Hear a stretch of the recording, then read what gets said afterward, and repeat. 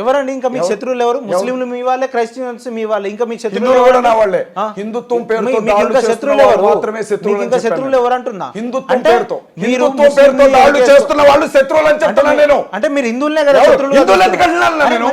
చాలా తెలివిగా మాట్లాడకండి మీరు. ముస్లింలు ఈ బజార్ లో నా ఇంటి ఎదురుగా ఉన్న వాళ్ళు హిందువులు, నా ఇంటి పక్కన ఉన్న వాళ్ళు హిందువులు, ఇటు పక్కన ఉన్న వాళ్ళు హిందువులు.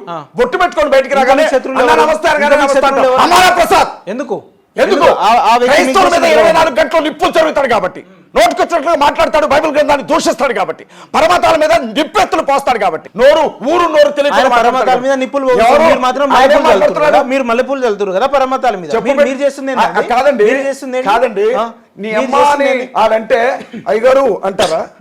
ఏమంటారు? మీరు చేస్తారు. మొదలుపెట్టింది మీరు అన్నా, మొదలుపెట్టింది వాళ్ళు, దానికి సమాధానం చెప్తున్నాం. క్రైస్తవులకి ఇంకొకరు దూషించాల్సిన కర్మ పట్ల క్రైస్తవులు ఎప్పుడు అంతకి దిగజారరు. క్రైస్తవులకి ఆ దరిద్రం పట్ల ఒకవేళ అలా నేను చేసిన తప్పే. నిన్న మొన్న వచ్చిన బైట్స్ ఏం బైట్స్ అండి అవి? ఏం బైట్స్?